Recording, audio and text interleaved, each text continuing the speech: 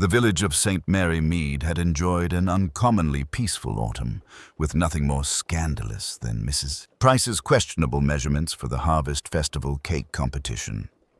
It was therefore with considerable excitement that the residents received Mrs. Bantry's announcement of a most extraordinary invitation. "Lord Wintermere himself has requested our participation," Mrs. Bantry declared to the assembled ladies of the Women's Institute, her voice trembling with importance. "A charity bazaar at the castle to raise funds for the restoration of the medieval chapel. Such a noble cause, and what an opportunity to see inside those ancient walls." Miss Jane Marple, seated quietly in the corner with her knitting, observed the flurry of enthusiasm with mild blue eyes. In her considerable experience, unexpected generosity from reclusive aristocrats often concealed more complex motivations than charitable spirit alone. "How very kind of his lordship," she murmured to Mrs. Bantry afterward, "though I understand the castle has been quite closed to visitors for many years." "Oh, my dear Jane, you're thinking of that dreadful business with the sealed wing," Mrs. Bantry replied, lowering her voice conspiratorially. "All that nonsense about curses and family tragedies. Lord Wintermere is far too modern to be troubled by such superstitions." Miss Marple's needles clicked thoughtfully.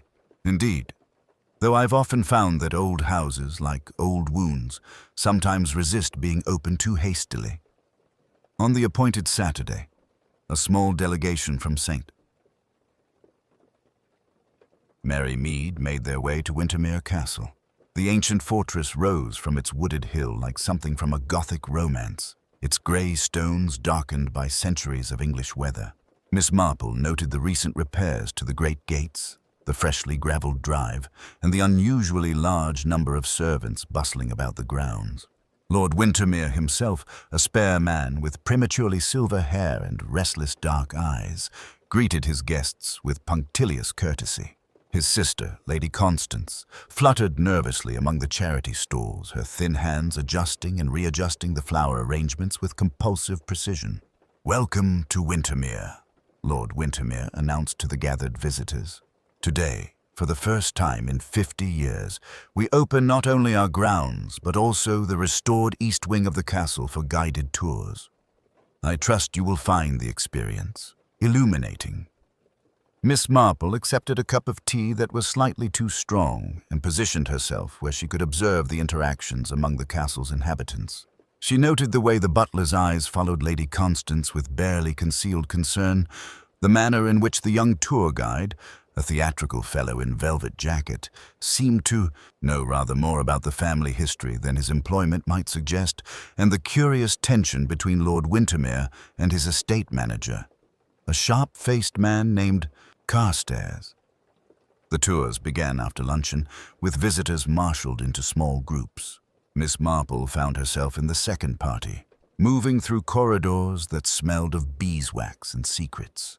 The guide's voice echoed dramatically as he recounted tales of family misfortunes and mysterious disappearances. It was in the restored library of the East Wing that Mrs. Bantry's scream shattered the afternoon's genteel proceedings. The tour group rushed forward to discover her standing frozen in the doorway, one trembling hand pressed to her mouth. Beyond her, sprawled across the Persian carpet in a most unnatural position, lay the still form of Lady Constance, a thin line of blood trailing from beneath her silver hair. Miss Marple stepped quietly forward, her keen eyes taking in the overturned teacup, the scattered papers, and most particularly the expression of what appeared to be profound surprise frozen on the dead woman's face. "How very unfortunate," she murmured softly, though something in her tone suggested she found the timing of this tragedy rather less than coincidental. For a few suspended seconds, no one moved. The bright, respectable chatter of the bazaar in the courtyard seemed impossibly distant, as though it belonged to another day, another world. Then, as Bantry uttered a second, smaller sound and clutched at Miss Marple's sleeve. "Dead," she whispered. "Oh, Jane, she's dead, isn't she?" Miss Marple, with the apologetic air of someone intruding on privacy, knelt carefully, so as not to disturb anything, and looked more closely at Lady Constance. The thin wrist felt cool beneath her gentle fingers. Her eyes moved to the empty teacup lying on its side, the dark stain spreading into the carpet's intricate pattern. "I'm afraid so," she said quietly. "Poor Lady Constance. Someone must fetch Lord Wintermere at once, and perhaps it would be best if the room were not crowded." This last observation came a little too late. The guide had already attracted half the tour party to the threshold, where they pressed and peered, their expressions ranging from horrified fascination to eager curiosity. It was the butler, arriving almost at once and turning a terrible color at the sight within, who restored some semblance of order. "If you please, ladies and gentlemen," he said with grave firmness, "I must ask you to return to the great hall. There has been an incident. His lordship will speak with you all shortly." Lord Wintermere arrived a moment later, Carstairs at his heels. For an instant, the carefully controlled mask slipped, and Miss Marple saw not grief, but something like blank incredulity, or was it fear, cross his face. Then he straightened, jaw tightening. "Constance," he said, very low. "Constance." Carstairs, by contrast, looked almost annoyed. His sharp eyes darted from the body to the teacup, then to the open French window that gave onto a narrow stone balcony. "Heart," he suggested curtly. "It happens, my lord." The excitement. Miss Marple thought it exceedingly unlikely that anyone, even under such circumstances, would lie in quite so uncomfortable a fashion if they had simply succumbed to heart. Trouble. But she only lowered her eyes to her knitting bag and said nothing at all. An hour later, St. Mary Mead hummed with the story. They returned in small, excited groups from Wintermere, deposited at their gates by anxious husbands or clucking friends. The bare facts that Lady Constance Wintermere had collapsed suddenly in the library during the charity bazaar did not remain bare for long. "At her age, it was hardly unexpected," declared Mrs. Price at the grocer's, though she had never shown such optimistic views on her own mortality. "She was always a nervous sort, too thin. People like that don't last." "Nonsense," contradicted Mrs. Hartnell firmly. "It's the curse. My cousin in Little Ledbury told me all about it. Every generation, someone in that family dies suddenly. They're all saying the East Wing should never have been opened." In the post office, Miss Weatherby adjusted her spectacles with relish. "Well, Mr. Gregg says the doctor was sent for from Much Benham, and the police too." "The police? That doesn't happen for an ordinary fainting fit." By tea time, theories had grown like mushrooms after rain. Some favored the romantic explanation of a family curse. Others preferred something to do with foreign substances in the castle water. A few, more practical minds, hinted at money troubles and whispered the dangerous word suicide behind closed parlor doors. Miss Marple, sitting in her neat parlor with a tray of seed cake and a small, rather inferior blend of tea she had acquired at a discount, listened to Mrs. Bantry's fevered account. And she was just there, Jane, sprawled out, like something in a dreadful play. And the cup, there was tea everywhere. I'm sure it was the tea. One reads such things in the newspapers. "It is very possible," Miss Marple said mildly. "Although there are a surprising number of ways to die unexpectedly, my dear Dolly. One must be careful not to decide too soon." "But the police will see to that," Mrs. Bantry insisted. "Inspector Craddock has been sent for, I'm sure of it." "They won't leave any stone unturned." Miss Marple's expression was serene. "The police are most conscientious, but they have a great many stones and very little time to examine each one. In villages, and castles too, I dare say, people tend to hide the more interesting stones away." Later that evening, as dusk settled over St. Mary Mead and the lights of Wintermere glowed faintly on the horizon like watchful eyes. Miss Marple sat alone by her window, her knitting resting forgotten in her lap. She was thinking, not of curses or family legends, but of smaller, more prosaic matters. Of the way Lady Constance's hand had been flung toward the bell pull, yet not quite reached it. Of the faint ring of moisture on the polished desk where a cup had once rested, and the steely look in Carstairs's eyes as they had lingered a fraction too long on that same cup. "Poison," she murmured under her breath. Or something very like it. And poison, in my experience, is seldom a matter of chance. Inspector Dermot Craddock arrived at Wintermere Castle early the next morning, bringing with him the faint smell of London trains and officialdom. He was a man of quiet competence, with thoughtful eyes and a manner that suggested he missed very little and believed still less. The mists that clung to the castle lawns seemed reluctant to part, as though nature itself disapproved of police interference in the affairs of an old family. He conducted his initial examination of the library with Dr. Haydock at his side. The body had been removed, but the room retained that peculiar stillness that follows sudden death. Craddock inspected the bronze fender, the Persian carpet, the writing desk with its scattered papers. "You are quite sure, Doctor?" he asked at last. "This is not simply a case of a frail woman slipping and hitting her head?" Dr. Haydock shook his head decisively. The blow itself might, in theory, be accidental, but the tea from that broken cup contained a compound consistent with cyanide. I'm waiting for confirmation from the laboratory, but I'd stake my reputation on it. And cyanide, Inspector, is not something one comes across by happenstance in a country house. Craddock let out a slow breath. Murder, then, in a castle with half the county wandering about underfoot. Not precisely my idea of a restful weekend. Down in St.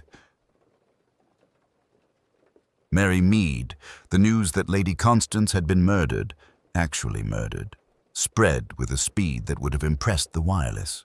The vague talk of irregularities solidified into whispered statements of fact the moment someone reported having seen Inspector Craddock in deep conversation with Dr.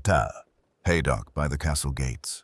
At the Blue Boar, where the market day crowd had expanded considerably beyond its usual complement, opinions were divided as to the identity of the killer. "It'll be one of the servants," declared Mr. Porter, who prided himself on his knowledge of crime from serialized stories in the newspapers. "It usually is. They handle the food and drink, don't they? And they're always being overlooked. Breeds resentment." "Rubbish," countered Mrs. Hartnell briskly. "It's always about money or love. The Wintermeres have both in abundance, and nothing causes trouble like that combination. Mark my words, there'll be a will involved somewhere, or some unsuitable attachment." Miss Marple, who had come to the Blue Boar to collect a parcel of tea specially ordered from the cooperative, paused just long enough to observe the conversation. She noticed that even those who had merely glimpsed Lady Constance at church twice a year now spoke as though they had been her intimate confidants. Later that afternoon, fate, or something remarkably like it, presented Miss Marple with a more direct connection to the investigation. Dr. Haydock, stopping by her cottage ostensibly to inquire about her rheumatism, lingered rather longer than the topic required. "You were there, Miss Marple," he said at last, stirring his tea with unnecessary vigor. "At the castle, I mean. You saw a good deal, I imagine." Miss Marple smiled gently. "One does see a surprising amount when one is presumed to see very little, Doctor. I observed Lady Constance earlier in the day, certainly, and a number of other people besides." He hesitated. "I am not, as you know, disposed to indulge in village superstition, but I have seen enough of human nature to realize that official methods sometimes overlook subtler factors. Inspector Craddock is a capable man, but he is also a busy one, and Wintermere is not exactly his natural habitat." "You mean," Miss Marple said mildly, "that the inspector may not entirely understand the significance of the way Mrs. Bantry tells a story, or why a butler watches the staircase more closely than his master's guests." "Precisely." Dr. Haydock looked at her keenly. "I shouldn't, of course, suggest anything irregular. But if by chance you should find yourself invited again to Wintermere, I should be very interested to hear your impressions." Miss Marple did not answer immediately. She was thinking of Lord Wintermere's grave face as he had looked down at his sister's body, of Carstairs' restless glances, of Cedric Ashworth's theatrical excitement. She was also thinking of a much more ordinary scene, many years before, when a jar of homemade jam at a village fete had caused a minor scandal and a major falling out between two old friends. Poison, she reflected, had a way of appearing in the most respectable of settings. As it happens, she said at last, Mrs. Bantry has already suggested that we ought to call upon Lord Wintermere to convey our condolences. It would be most unkind, she feels, to let such a dreadful thing pass without a proper social acknowledgement. Dr. Haydock's eyes warmed with quiet satisfaction. Then I hope, Miss Marple, that you will find that call informative. That evening, as the church clock struck 7 and a thin rain began to patter against the window panes, Miss Marple took out her small notebook, an object seldom seen by others, and wrote down 3 names in her neat old-fashioned hand: Lord Wintermere, Carstairs, Cedric Ashworth. After a moment's pause, she added a 4th, Graves, the butler. She regarded the list thoughtfully. She did not yet know which of these people had wished Lady Constance dead, or why, but she knew, with the quiet certainty that came from a lifetime of observing village life, that somewhere among them lay a pattern very like one she had seen before, long ago, in a very different setting. Human nature, she reflected, was the same everywhere. It merely wore different clothes. Inspector Craddock's next visit to Wintermere Castle took place the following morning, a grey, wind-swept day that rendered the castle's towers particularly forbidding. The household had settled into that tense quiet which follows a sudden death. Servants moving with subdued efficiency, doors closing more softly than usual, voices automatically, dropping when the subject of her ladyship approached. In the breakfast room, Lord Wintermere sat alone at the end of the long oak table, his coffee untouched. Papers lay before him, but he was not reading them. Rather, he stared past them at the rain-streaked windows as though searching for answers beyond the manicured lawns. Craddock opened the conversation with studied neutrality. "You mentioned yesterday that your sister opposed the reopening of the East Wing, my lord. May I ask why you chose this moment to open it, after so many years?" "It was necessary," Wintermere replied, his voice flat. "The estate is not what it was. Agricultural rents have fallen, death duties have been ruinous, and repairs long neglected now demand immediate attention. The castle must begin to pay for itself, guided tours, events, perhaps even a commercial lease for part of the East Wing." He gave a short, mirthless laugh. "I am reduced to the position of a landlord seeking tenants for his ancestral home." "And Lady Constance?" "Constance believed we should endure in genteel poverty rather than vulgarize Wintermere with visitors," he said bitterly.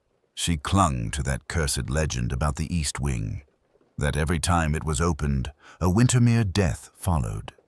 She saw herself as a guardian of the family's dignity." Craddock considered this. Fear and pride were powerful motivators. "Did your disagreements ever become heated?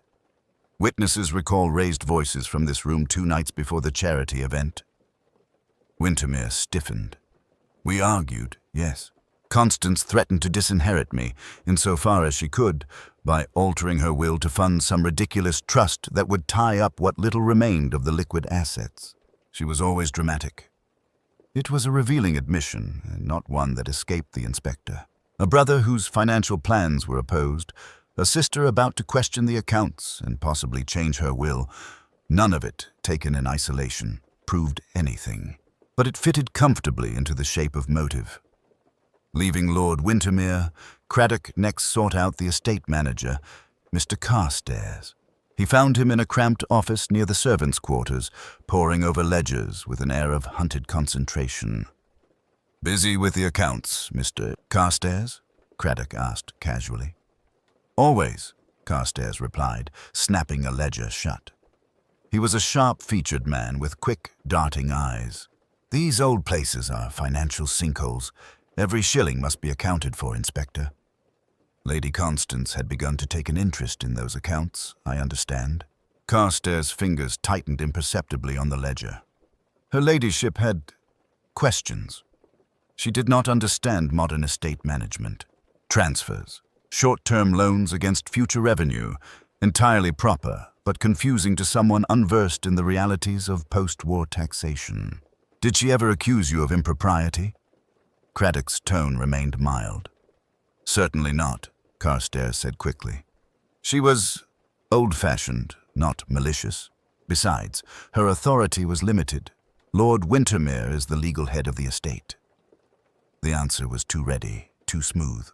Craddock made another note. Later that day, the inspector found his attention drawn to the most colorful of the castle's temporary inhabitants, Mr. Cedric Ashworth, the theatrical tour guide. He encountered him in the great hall, rearranging an easel bearing a map of the estate with the self-absorbed concentration of a man performing for an invisible audience. "You were quite close to Lady Constance yesterday," Craddock began. "You mentioned seeing her burning papers in the library fireplace." Ashworth straightened, flashing a quick, nervous smile. "Quite right, Inspector. She was most insistent that I not enter the library until she had finished. Threw an absolute fit when I suggested displaying some of the old manuscripts for the visitors. Private family papers," she said. "And you are certain the fire was lit?" "Smoke, smell, the whole performance," Ashworth replied airily.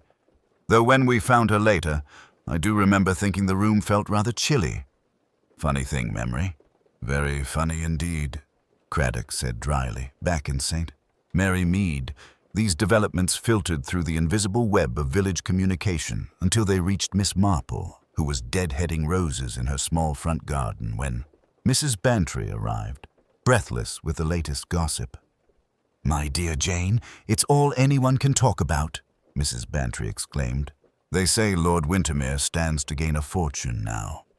Apparently, Lady Constance had more money than anyone guessed. And this Carstairs fellow, the cook's cousin's husband, swears he used to be mixed up in some shady business in Birmingham." Miss Marple listened, eyes brightening slightly. "People who move frequently, my dear Dolly, are rather like birds disturbed from a nest. One must always wonder what caused the first disturbance. And what of that theatrical man?" Mrs. Bantry continued eagerly. "Ashworth. Frightfully charming, but the maid says he was seen coming out of the little kitchenette near the library not 15 minutes before Lady Constance rang for her tea." "Really?" Miss Marple's tone remained mild, but her fingers paused in their work. "That is most interesting. Kitchens, I have found, are rather like human hearts. Those who move through them leave traces, sometimes quite unsuspected ones." As Mrs. Bantry departed, already planning her next visit to the castle, Miss Marple remained among her roses, her expression thoughtful. The pattern was beginning to emerge. Not yet clear, but with enough threads to suggest that Lady Constance's death was but one strand in a larger tapestry of fear, money, and long-held resentments centered around Wintermere and its newly reopened East Wing. Inspector Craddock moved quickly.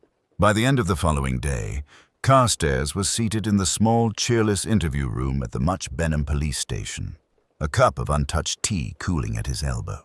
The estate manager's sharp features had sharpened further. Deprivation of sleep and the weight of suspicion had carved new lines around his mouth. "You had access to the kitchenette where Lady Constance prepared her tea," Craddock said, his tone even. "Your fingerprints are all over the silver caddy.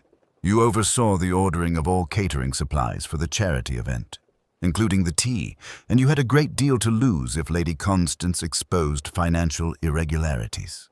Carstairs' laugh was dry and entirely without humor. "You're making it sound very simple, Inspector. Too simple, if I may say so.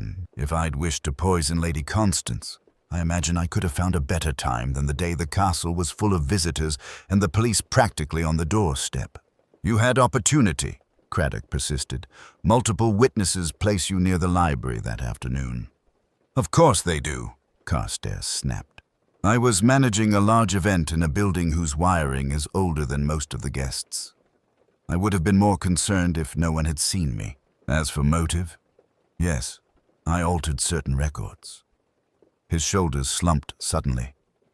"Lord Wintermere knows I advanced some of the restoration costs from my own funds, anticipating reimbursement that was delayed.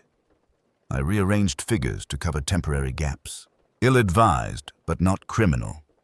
Lady Constance saw conspiracy because she wished to see it. Yet she wrote of proof and deliberate mismanagement," Craddock said. and now both she and her supposed proof are conveniently gone. For the first time, genuine fear flickered across Carstairs' face. "I didn't kill her, Inspector. I may have been foolish, but I'm not a murderer. Someone is very eager for you to believe that I am." While Craddock wrestled with Carstairs in the realm of figures and ledgers, Miss Marple pursued the subtler paths of human behavior. She had always found that when something dreadful happened in a great house, it was rarely the grand statements that proved most illuminating. It was the small things. A servant's offhand comment, a forgotten gesture. The way people arranged themselves in a room when no one believed they were being observed. Thus it was that 2 days after Carstairs' arrest, Miss Marple found herself once more at Wintermere Castle, ostensibly to deliver a basket of preserves to the overworked kitchen. Graves, the butler, received her with grave courtesy, his lined face more weary than ever. "Most kind of you, Miss Marple. These are difficult days for the household." "I can well imagine," she replied gently. "The strain shows on everyone. On you particularly, if I may say so." Graves hesitated, then allowed himself the smallest of sighs. "I've served this family 40 years, miss. Seen births, deaths, scandals. But I must say, I've never known such disquiet as these last months." "Because of the reopening of the East Wing?" Miss Marple asked, her tone deceptively mild. His eyes flickered toward the staircase. "Some places do not wish to be disturbed, miss. Lady Constance understood that, whatever else one may say of her. She believed there were memories that ought to remain locked away. And Lord Wintermere disagreed. His lordship is a practical man. The castle is expensive to maintain. He believes in modernization, visitors, events. The East Wing was to be the centerpiece of his plans. Miss Marple did not press further. Instead, she allowed Graves to escort her part-way up the staircase, where she paused to admire an ancestral portrait. From this vantage point, she could observe the comings and goings along the upper corridor. It was there that she saw Cedric Ashworth slip quietly from a small side door, closing it with exaggerated caution. "Curious," she murmured to herself. Ashworth had claimed his duties were confined to the great hall displays, yet he had evidently found reason to explore more private portions of the castle. Later that afternoon, under the pretense of having mislaid her spectacles, Miss Marple returned, unaccompanied, and discovered that the small door led not to the East Wing, as one might expect, but to a narrow passage running parallel to Lady Constance's former bedroom. The corridor was lined with ancient plaster, its floorboards creaking under the lightest weight. At one point, a section of the wall had crumbled slightly, revealing a dark hollow between the passage and the adjacent room. Miss Marple, whose slight figure and careful step had often proven advantages in such situations, knelt to peer through the gap. From this concealed vantage, one could see directly into what had been Lady Constance's bedroom. Her bed, her writing table, the door she had kept so anxiously locked at night. A very convenient arrangement, Miss Marple thought, particularly for someone wishing to observe without being observed. She rose carefully, noting with interest that faint traces of candle wax dotted the passage floor, as though someone had moved along it recently with a light source. The scent lingering in the air was not of tallow, but of a more modern, perfumed candle, quite out of keeping with the castle's usual austerity. That evening, over a simple supper at the vicarage, Miss Marple shared her discovery with Inspector Craddock, who had come seeking her thoughts on Carstairs' protestations of innocence. He listened in growing concentration. "A secret passage looking into Lady Constance's bedroom," he said slowly, "and recently used. That certainly casts a different light on her complaints of footsteps in the night." "Quite," Miss Marple agreed.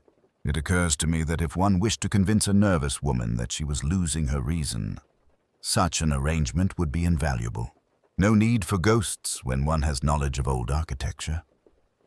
"And Ashworth using that door," Craddock added thoughtfully. "He told me he only came here for the season, hired locally. Yet he knows the castle's private passages.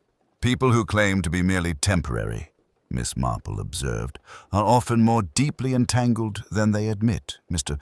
Ashworth appears remarkably well acquainted with Wintermere's history for a mere tour guide. Inspector Craddock nodded, his mind already racing ahead. Then I must have another word with Mr. Ashworth. And perhaps, Miss Marple, you might apply your particular talents to observing how he behaves when he believes he's only entertaining an elderly lady with stories. Miss Marple's eyes twinkled faintly. Oh, I should like that very much, Inspector. Men like Mr. Ashworth are often at their most revealing when they believe they are being charming. Inspector Craddock did not sleep well that night. Miss Marple's quiet revelation about Cedric Ashworth, combined with the discovery of the hidden passage behind Lady Constance's room, had shifted the axis of the case. Financial impropriety now seemed merely one thread in a much darker tapestry. By early morning, he was back at Wintermere, his car crunching up the gravel drive as a thin fog curled around the towers like reluctant ghosts. The castle looked more than usually grim, its narrow windows reflecting only a dull, pewter light. Graves met him in the hall with a face even more sepulchral than usual. There has been another incident, sir. Craddock's stomach tightened. Who? Mr. Ashworth, sir. Mr. Cedric Ashworth. The young gentleman is not dead, but Dr. Haydock is with him now. They found him on the staircase to the east wing early this morning. A fall, it appears. He hesitated. Or so it is meant to appear. The inspector took the long stone staircase 2 steps at a time. On the landing outside the sealed wing, he found Dr. Sir Haydock straightening from beside a camp bed hastily arranged in a small anteroom. Cedric lay upon it, pale and barely conscious, with a crude bandage wrapped around his head. Serious? Craddock asked curtly. Concussion, possible fractures, some nasty bruising, Haydock replied. He went over that section of stair there. No banister. Steep stone.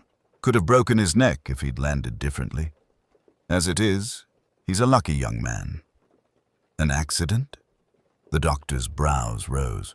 If so, a very curious one. You'll want to see the stair yourself. Craddock did. The stone steps were centuries old but sound, with no obvious cracks or loose slabs. A small brass oil lamp lay broken halfway down, its glass chimney shattered, the smell of oil still faintly detectable. The position of the body, as Graves described finding it, did not quite tally with a simple stumble. More curiously still, a single fragment of candle, recently burned, lay near the topmost step, though no candlestick was visible nearby. Returning to the anteroom, he found Cedric stirring, his eyelids fluttering weakly. Ashworth, Craddock said quietly, leaning closer. Can you hear me? What happened on the stairs? Cedric's eyes, focused slowly, clouded with pain and morphia. I didn't slip, he murmured. Someone was behind me. I heard them, footsteps in the passage. I turned, then something hit me, hard, at the back of the head. His hand twitched feebly toward his bandages. Didn't see who, only smell. His forehead creased. Lavender. Strong, like old clothes in wardrobe. He slipped under again, the effort too much. Craddock straightened, his gaze sharpening. Lavender. It was such a small thing, so domestic, almost laughably trivial. Yet Miss Marple had often said that murderers betrayed themselves in precisely such ways, through the familiar comforts they carried with them. Downstairs in the morning room, he found Lord Wintermere, Graves, Carstairs, and 2 of the maids gathered in an uneasy semicircle. The atmosphere was brittle as cracked glass. Mr. Ashworth has been attacked, Craddock announced without preamble, on the east wing stairs. He is alive, but only just. Whoever assaulted him tried to make it look like a fall. Lady Constance's former maid, who had been engaged temporarily to help with the household in its distress, gave a little gasp and clutched at her apron. Another one, she whispered. Like her ladyship, on the stairs near the wing. The curse. Nonsense about curses, Wintermere cut in sharply, though his hand trembled on the back of the chair he gripped. You think the same person who killed my sister tried to kill this tour guide? "I think," Craddock replied evenly, "that Mr. Ashworth has been asking questions about events in this house 30 years ago. His fall followed close upon those inquiries. That timing interests me a great deal." Carstairs cleared his throat. "If he is merely a tour guide, Inspector, why should his questions matter?" Craddock met his gaze. "Because he is not merely a tour guide. His mother was Ellen Ashworth, the nursemaid dismissed after the infant Lord Wintermere's death. He has reason to believe that dismissal was unjust." A stunned silence followed. Lord Wintermere's face went a curious, mottled color. Graves' eyes dropped at once to the carpet, his usually impassive features tightening. "I did not know," Wintermere said at last, but there was more shock than indignation in his tone. "Good Lord, Ellen's son, here." Miss Marple, who had arrived moments before under the perfectly reasonable pretext of bringing a jar of beef tea for the convalescent, sat unobtrusively by the window, her hands folded neatly over her handbag. She watched the reactions with outward mildness, but inwardly she catalogued each flicker of expression. The sudden dart of Carstairs' eyes toward Graves, the way the younger maid instinctively moved closer to the older, as though seeking protection, and the tightening of Wintermere's mouth at the mention of his childhood nurse. "Ellen Ashworth was dismissed for negligence," Graves said slowly. "Such was the late Lord's decree at the time." "Was it?" Miss Marple's voice was gentle, almost apologetic. "Forgive an old woman's curiosity, Mr. Graves, but I have always found that decrees of that sort rarely arise from one person alone. Someone must first suggest the explanation." Their eyes met for a brief, charged moment. Then Graves bowed his head. "I was younger then, miss, a junior footman.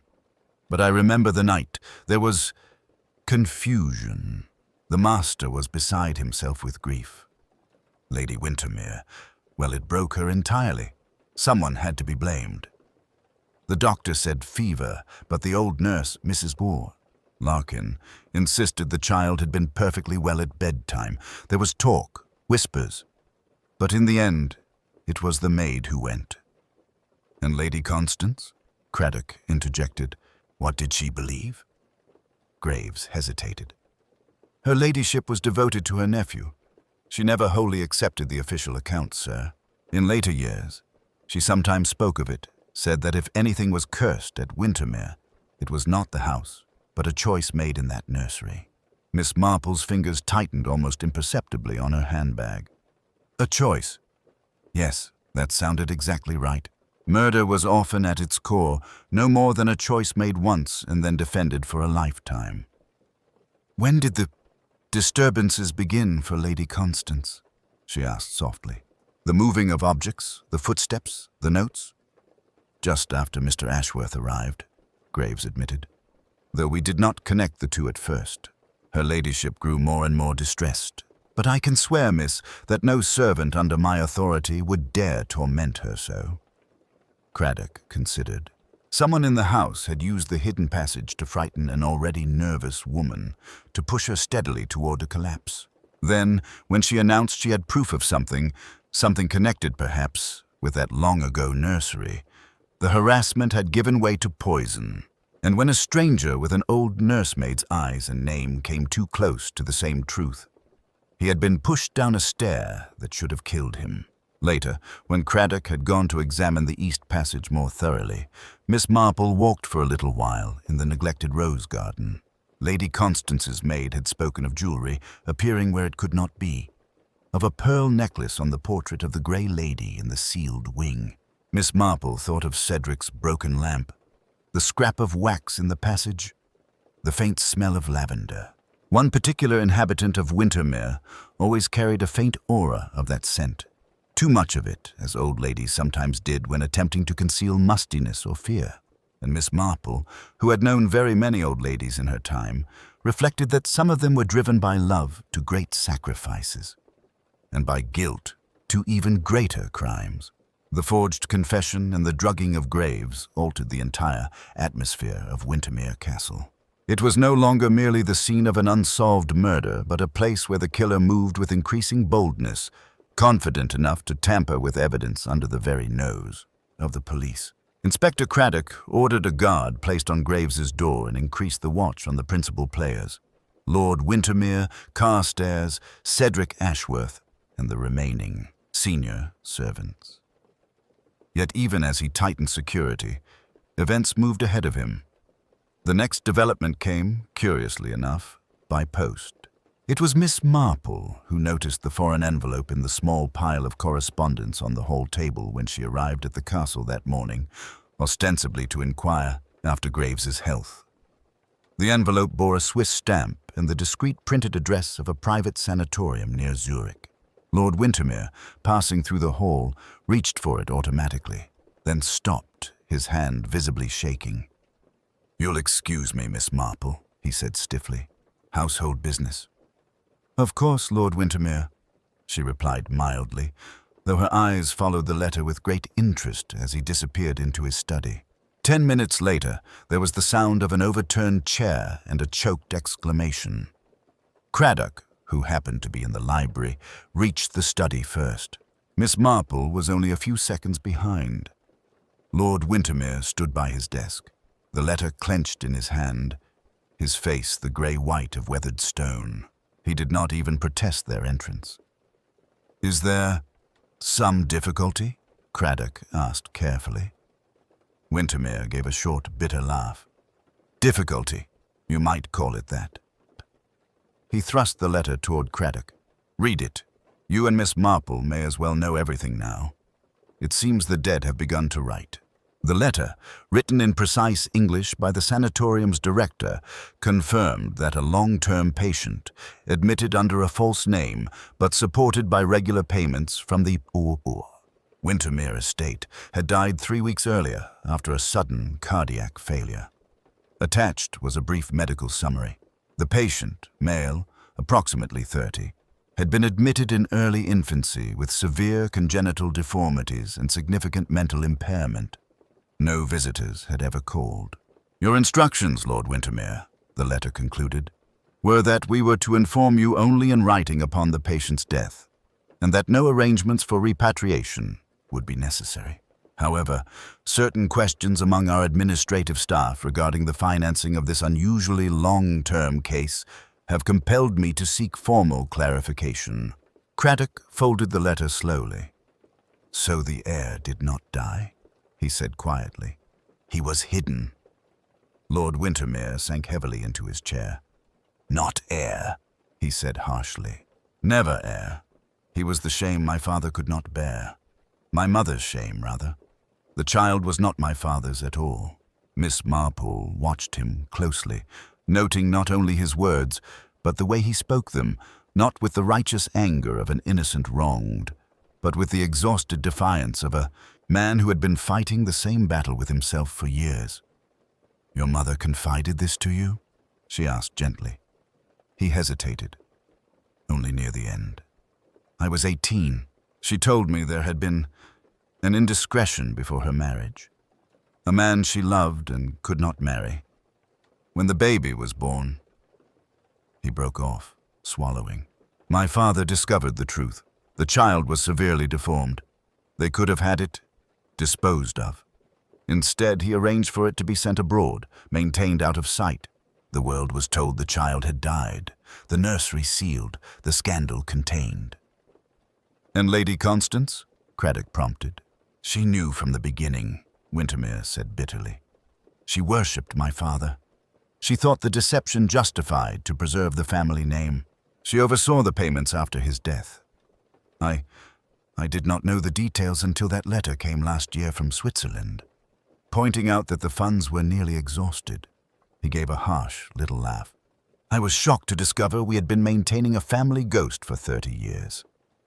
Miss Marple's needles were quiet in her lap. So Lady Constance's recent agitation was not solely about restoration costs. "No," he said wearily. "She wanted to continue the payments at any cost. I argued we could not sustain it, that the estate was nearly bankrupt. She said I had no right to interfere with our father's arrangements, that if I tried, she would reveal everything. We quarreled bitterly." Craddock absorbed this, his mind weighing possibilities. A secret illegitimate, disabled child, a lifelong deception, mounting costs, a threatened exposure. It was all very dramatic, but drama did not necessarily point to guilt. "Who besides you and Lady Constance knew of this?" he asked. Lord Wintermere hesitated. "Graves knew something. He has served this family since before I was born. My mother relied on him. He handled certain confidential matters, and—" He trailed off. Miss Marple, watching closely, finished the sentence very quietly. "And one other person, perhaps. Someone who might have felt their entire life, their very identity, depended on this secret remaining hidden." Before Wintermere could respond, raised voices echoed from the corridor above, followed by a heavy crash. Craddock was out of the room in an instant, Miss Marple surprisingly quick behind him despite her age. On the main staircase, Cedric Ashworth lay sprawled awkwardly near the bottom, a broken banister spindle beside him. His face was pale, his eyes unfocused, but he was conscious. Above, a section of the polished stair treads glistened faintly. "Careful!" Miss Marple called sharply. "Don't step there, Inspector. The stairs have been greased." Craddock halted, looking down. A thin, almost invisible smear ran along the edge of 3 steps, enough to send a man tumbling to his death if he were not exceptionally lucky. "Someone," Miss Marple said quietly, her eyes on the shaken Cedric, "is becoming very anxious indeed about loose ends." Inspector Craddock reached the door to the east wing first, the constables close behind. The heavy oak panel, long swollen with disuse, resisted their efforts for a moment before yielding with a groan that echoed down the corridor. A wave of acrid smoke billowed toward them, carrying the unmistakable scent of burning paper. "Careful," Craddock ordered, pulling a handkerchief over his mouth as they pushed inside. The nursery, which earlier that day had been a shrine to frozen time, was now a scene of violent disturbance. The carefully preserved toys lay scattered across the floor. The rocking horse overturned, its painted eyes staring blindly at the ceiling. On the small grate by the window, a fire burned fiercely, consuming a pile of letters and documents that Carstairs was feverishly feeding into the flames. "That's enough," Craddock shouted. "Step away from the fire, Mr. Carstairs." For a moment, it appeared that the estate manager might leap through the open nursery window rather than surrender. His eyes were wild, his face streaked with soot and sweat. In his right hand he clutched a document, half charred, as though it were both talisman and curse. "You don't understand," Carstairs cried hoarsely. "If these letters are discovered, it will destroy everything. Wintermere, the family name, all of it. They must be burned, every last one." "You're not destroying evidence today," Craddock replied sharply, motioning to a constable. Together they seized Carstairs, pulling him away from the grate. The half-burned document fell from his grasp, and Miss Marple, who had followed more slowly, stepped forward to retrieve it with a folded handkerchief. "Water on that fire," Craddock commanded. "Save what you can." As the constables smothered the flames, Miss Marple moved to the window, using the improved light to examine the rescued fragment. The page was part of a letter, the edges charred and curling, but the central passage still legible. "You must continue the payments exactly as arranged. The boy's condition is stable, but any disruption will raise questions we cannot afford. Remember, Carstairs, your position depends entirely upon your discretion. If the truth of our bargain ever comes to light, you will find yourself far more than unemployed."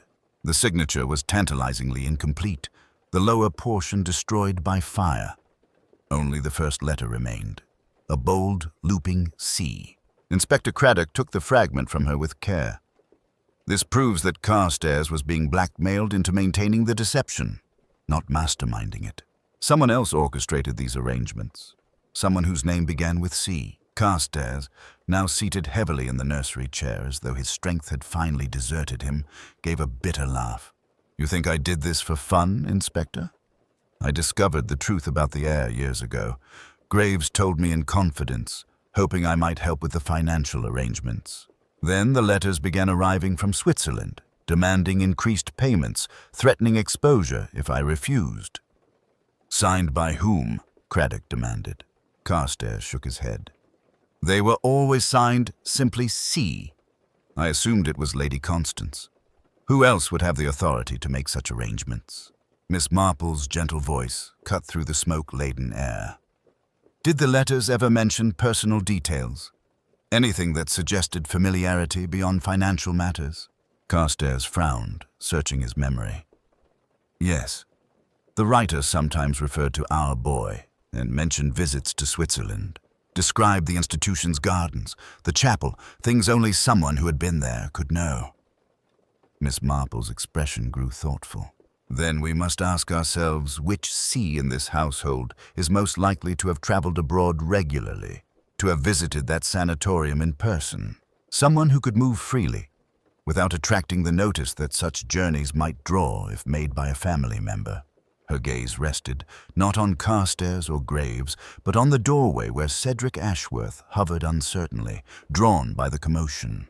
His usually vivid face had gone quite still, his theatrical manner subdued. "I never left England until I came here," Cedric said quickly, though no one had yet addressed him.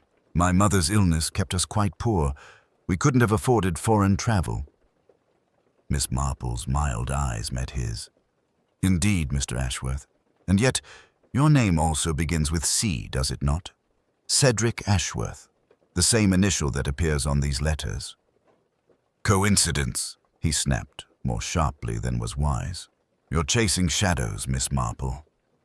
Craddock, watching both of them, spoke quietly. "If you didn't write those letters, Ashworth, then someone else in this house has been using that initial to their advantage. Someone who knew that any suspicion would naturally fall upon you once your true identity became known." Before Cedric could respond, a sudden commotion erupted in the corridor outside. Raised voices, hurried footsteps. A constable appeared in the doorway, breathless. "Inspector, it's Lord Wintermere. He's collapsed in the library. Dr. Haydock says you must come at once." A strange, heavy silence settled over the nursery. Miss Marple's knitting bag slipped slightly from her arm as she turned, her expression unreadable. "Collapsed?" she repeated quietly. "Under what circumstances?" "After drinking his afternoon tea, miss," the constable replied, swallowing hard. "The doctor thinks it may be another poisoning." As they hurried back through the twisting corridors toward the library, Miss Marple felt the pattern of the crime shift beneath her feet. The second poisoning, if it was such, changed everything. Either the original murderer was now attempting to silence Lord Wintermere, or someone else had seized this moment of confusion to strike for their own purposes. In her considerable experience, the most dangerous moment in any investigation came when the killer realized the net was closing in. And at Wintermere Castle, with its history of concealed shame and present desperation, there were more than enough people who might be willing to kill rather than face the truth. They found the source of the scream at the far end of the principal corridor, near Lord Wintermere's study. A young parlour-maid stood rigid beside the half-open door, her hands pressed to her mouth, eyes staring in petrified horror. "In there, sir," she gasped as Inspector Craddock approached. "His lordship, he just fell." Lord Wintermere lay on the Aubusson carpet beside his writing table, his teacup overturned, pale china fragments scattered in a pool of liquid that carried a faint, unmistakable scent which Miss Marple's sharp nose caught at once. "Bitter almonds," she murmured, almost to herself. Haydock, hastily summoned, arrived within minutes, his capable hands moving with brisk economy. After a rapid inspection, he straightened, relief mingled with professional curiosity on his face. "Not a lethal dose," he announced. "He's had a narrow escape, though. Some cyanide again, but far less than killed Lady Constance. Enough to make him collapse, not enough to finish him quickly. He vomited almost at once, probably saved his life." Lord Wintermere, half conscious, moaned faintly as they lifted him to the sofa. Miss Marple's eyes were not on the invalid, however, but on the tea tray perched neatly on the side table. The pot was still half full. 2 cups had been laid out, one used, one pristine. Sugar basin, milk jug, teaspoon, all the orderly apparatus of English domestic peace, now transformed into instruments of attempted murder. "Who brought this tea?" Inspector Craddock's voice cut through the murmurs. "I did, sir." said Graves, who had appeared silently at the doorway, his face composed but rather grey. "His lordship takes his afternoon tea at 4. It is a long-standing custom." "You poured it and brought it in yourself?" "Yes, sir. I set the tray here, in his usual place. He dismissed me. I heard nothing until the maid screamed." Miss Marple's gaze traveled from the tray to the butler's impassive face, then to his steady hands. There was, she noted, no tremor now, none of the residual weakness one might expect from a man who had supposedly been drugged into unconsciousness scarcely 24 hours earlier. Dr. Haydock, packing his bag, caught her eye. Later, in a quiet corner of the corridor, he spoke in a low voice. "Whatever Graves took yesterday, it wasn't enough to fell a stout child," he remarked dryly. "More like a sleeping draught in homeopathic quantities. If he was unconscious, it was more from dramatic inclination than chemistry." "A very old-fashioned virtue, loyalty," Miss Marple murmured. "It sometimes leads men into the strangest improprieties." Inspector Craddock, meanwhile, had turned back to the immediate facts. "No one else entered this room after you left the tray, Graves?" "No, sir. That is—" the butler hesitated, the slightest fraction of a second. "I saw Mr. Carstairs in the corridor, but he went toward the estate office. He did not come in here." Carstairs, when found, was in no state to answer questions clearly.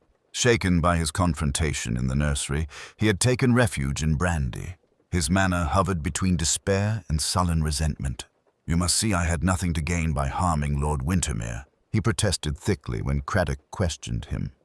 "If he dies, the scandal will break in any case. My only hope was in persuading him to handle matters quietly.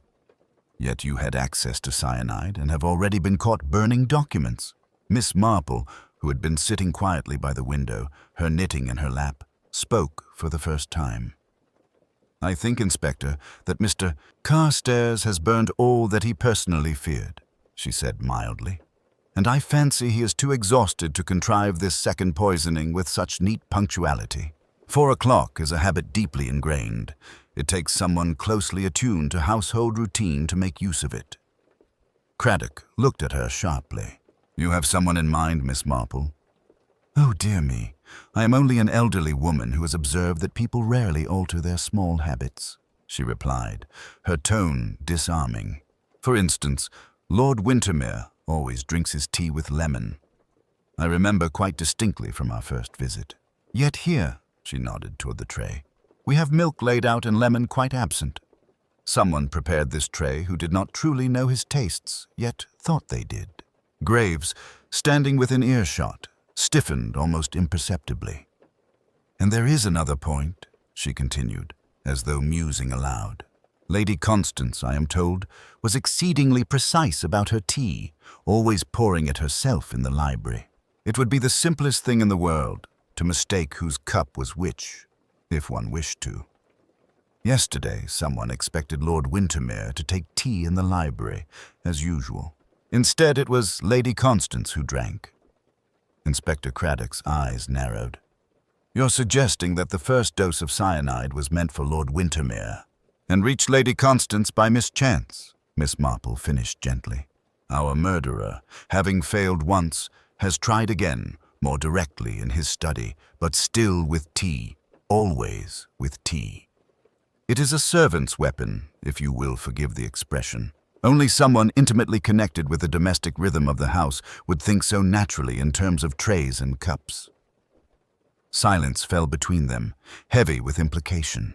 From the study, they could hear Lord Wintermere stirring weakly, muttering his sister's name. Somewhere in the distance, a clock chimed the quarter hour, the clear notes startling in their normality. "I think, Inspector," Miss Marple went on quietly, "that before you make any arrests, it might be wise to gather everyone who has been closest to this tragedy in one room. There is a little experiment I should like to try. Something I once saw done in a very different household where loyalty, shame, and fear led to much the same kind of arrangements." Craddock studied her face, saw the steady assurance in her mild blue eyes, and gave a short nod. "Very well, Miss Marple. We'll do it your way. But understand this. If we're wrong, our killer has now tried twice and failed. Third times, in my experience, tend to be successful. That, said Miss Marple, rising with the slow grace of age, is precisely why we must not allow there to be a third time at all. The days that followed were curiously quiet in St. Mary Mead, as though the village were catching its breath after the storm that had passed over Wintermere. Gossip, of course, flourished, about Graves's arrest, Carstairs' disgrace, Cedric Ashworth's true parentage. But beneath the chattering surface lay something more subdued, a kind of reflective unease that comes when people are reminded how thin the line is between respectability and ruin. It was in Miss Marple's neat sitting room, with the fire burning low and the tea tray between them, that Inspector Craddock requested a final accounting. "I should like it in order," he said almost apologetically, notebook ready. "From the beginning, as you see it. Everything fits together now, but it did not always." Miss Marple folded her hands over her knitting. "It began, really, 30 years ago," she said mildly, "with a baby who should have died and one who did." Craddock nodded. The disabled heir sent to Switzerland instead of the grave. Yes, Lady Wintermere could not bear the disgrace.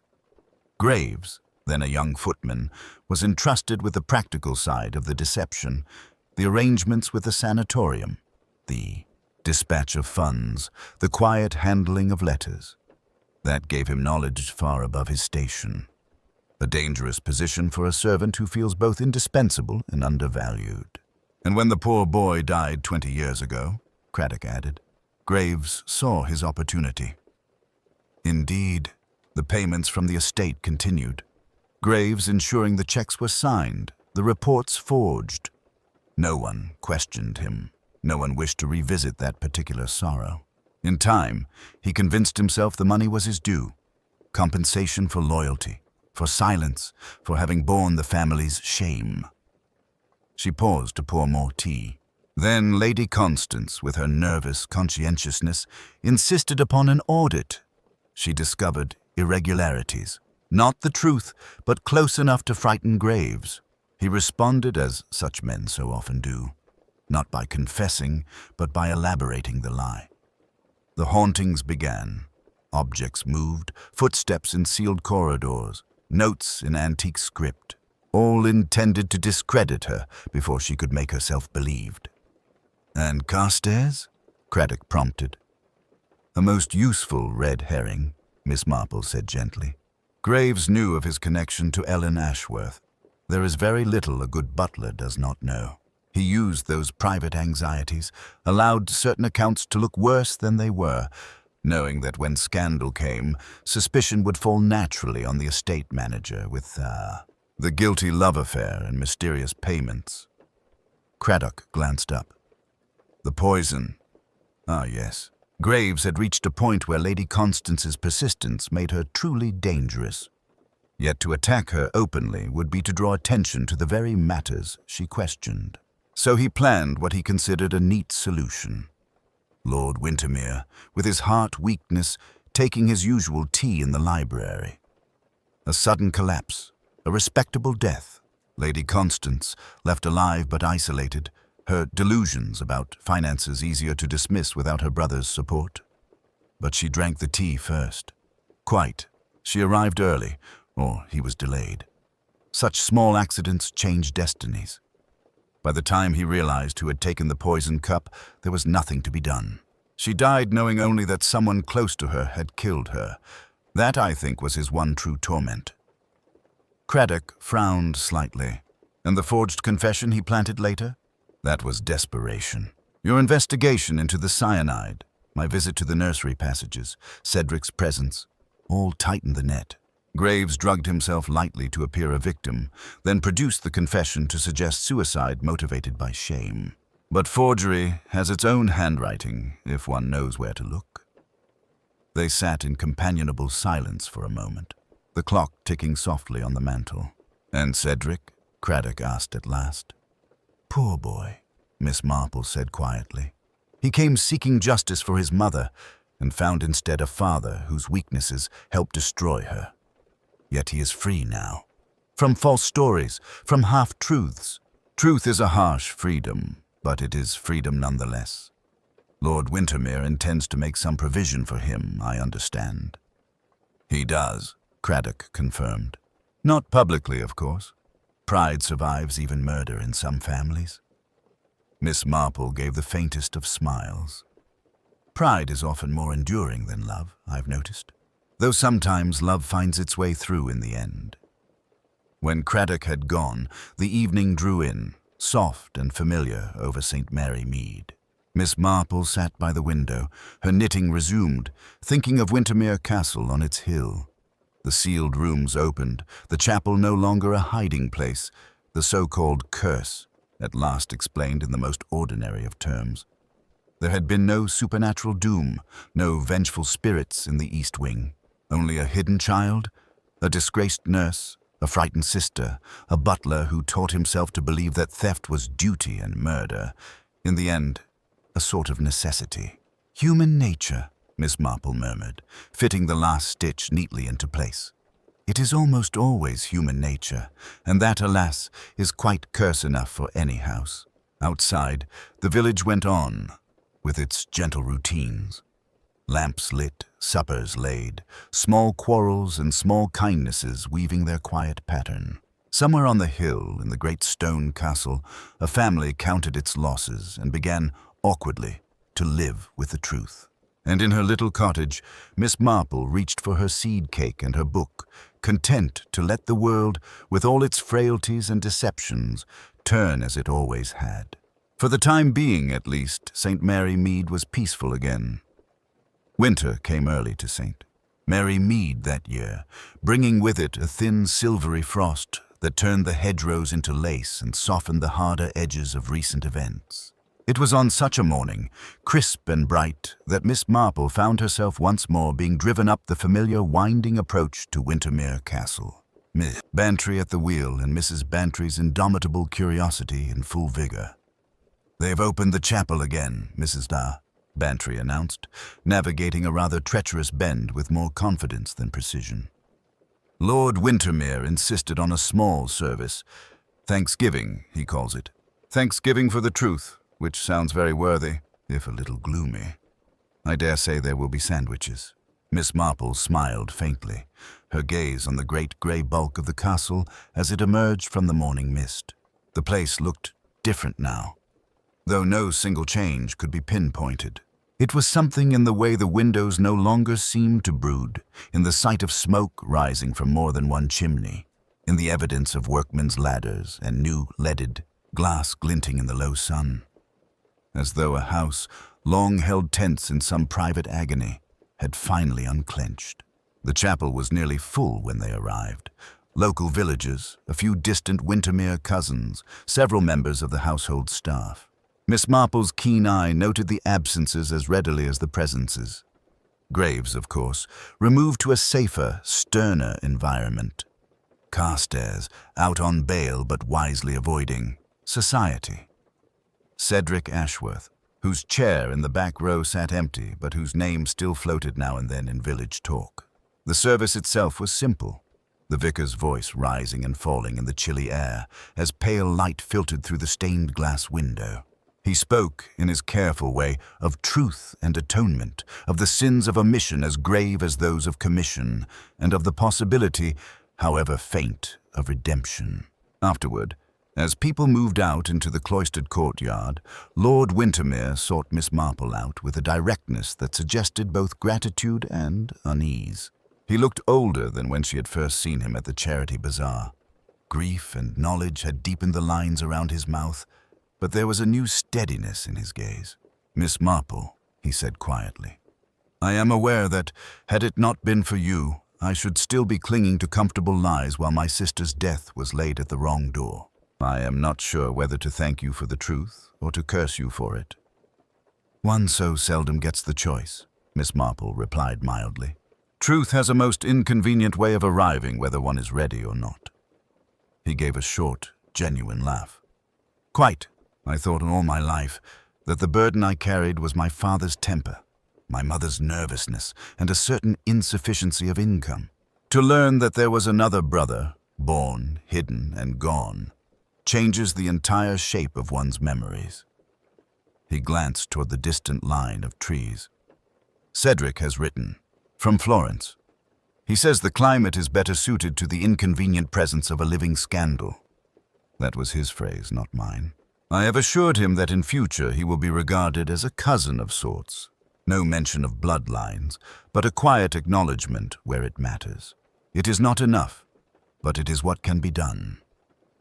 I imagine, Miss Marple said gently, that he values honesty more than titles.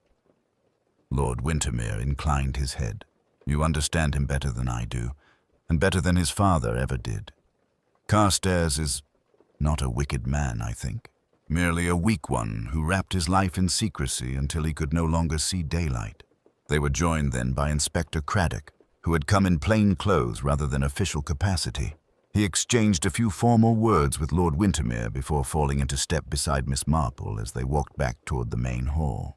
You know, he remarked, I have had 3 separate people tell me since this business that the Wintermere curse has finally been lifted. Miss Marple's eyes twinkled.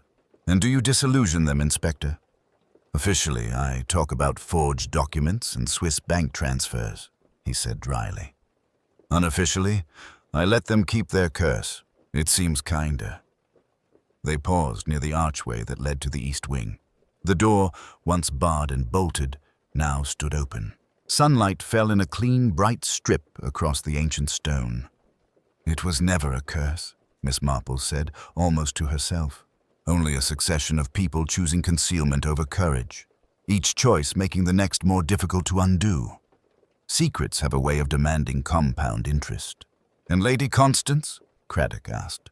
How do you see her in the end?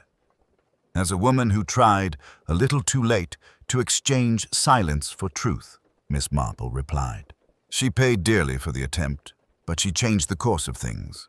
That is not nothing. When at last Miss Marple and Mrs.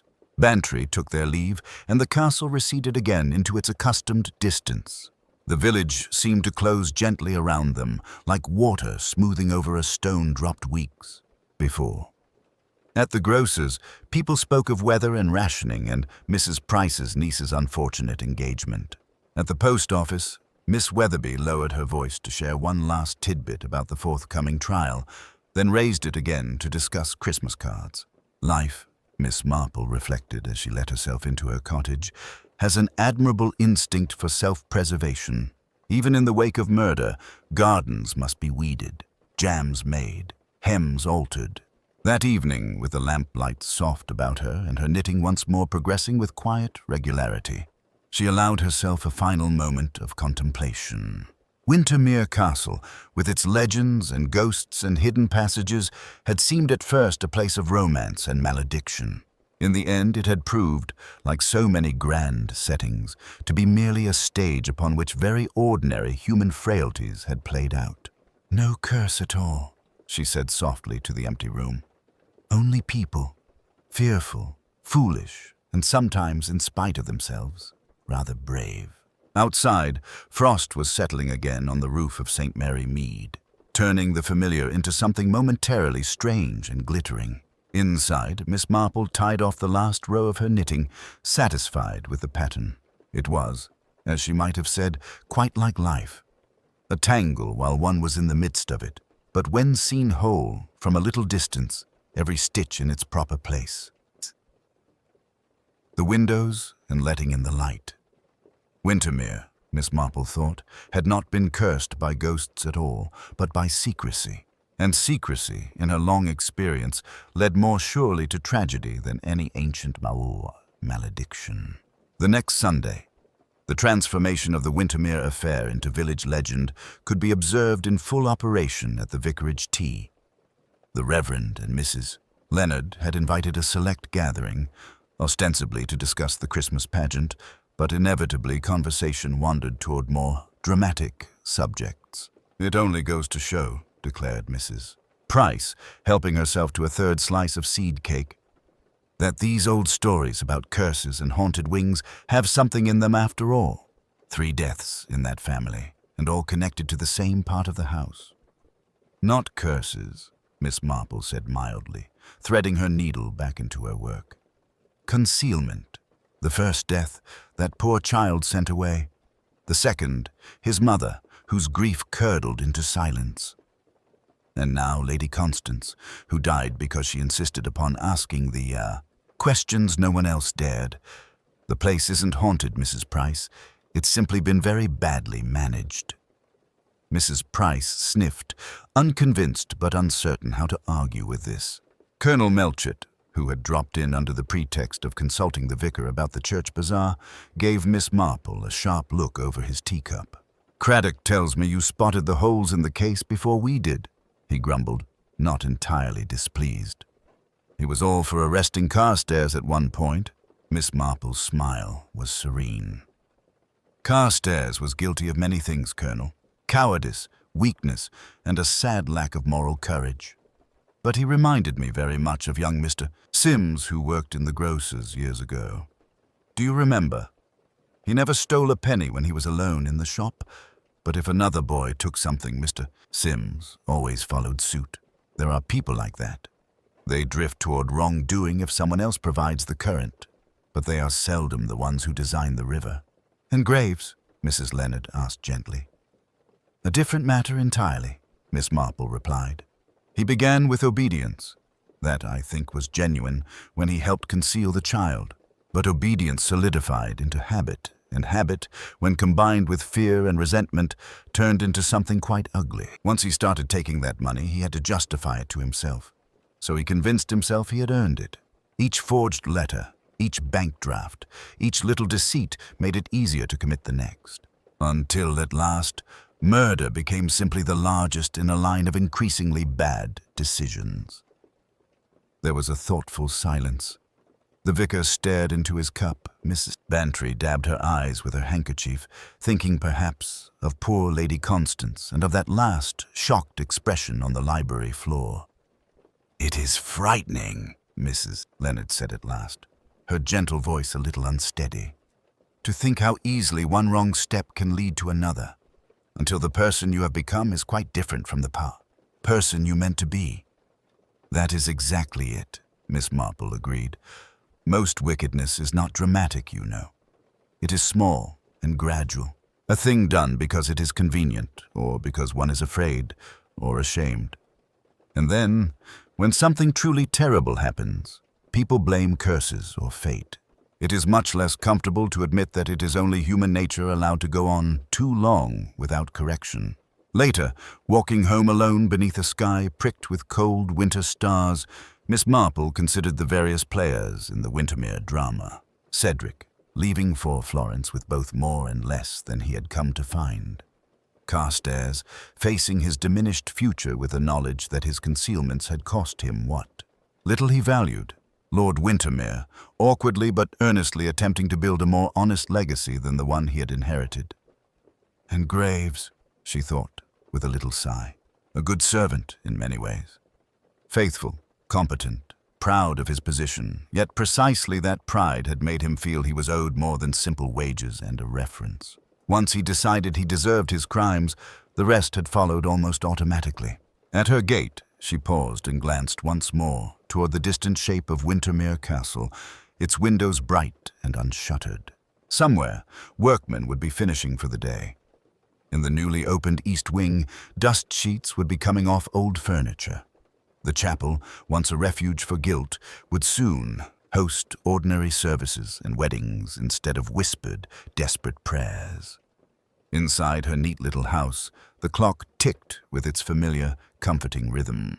Miss Marple laid aside her hat, smoothed her hair, and went to put the kettle on. Murder, she reflected, was a grim business, but life, properly lived, consisted largely of small things. A well-made pot of tea, a finished piece of knitting, a village quarrel about a yellow door. The grand tragedies of castles and old families would come and go, but human nature, with its mixture of vanity, fear, courage, and Irenaeus, would remain much the same. And as long as that was true, there would always be puzzles to be understood, sorrows to be untangled, and, occasionally, justice to be quietly set right. She took her tea to her chair by the window and picked up her knitting. Outside, the village settled comfortably into evening. On the hill, Wintermere shone steady and peaceful against the dark. Miss Marple set her needles clicking once more and, quite content, let the world go on.